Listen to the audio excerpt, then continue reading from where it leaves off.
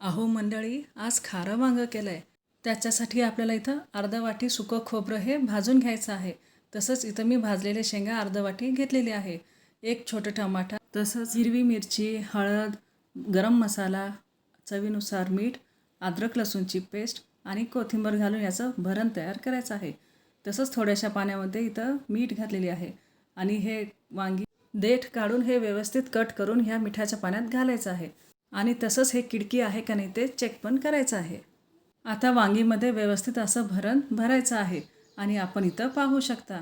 आता सगळ्याच वांगीचं इथं मी भरण भरलेली आहे. आता एका कढईमध्ये तेल घेऊन त्याच्यात जिरे मोहरे घालायचं आहे आणि ते तडतडल्यावर त्याच्यात कांदा हे लालसर होईपर्यंत परतायचा आहे.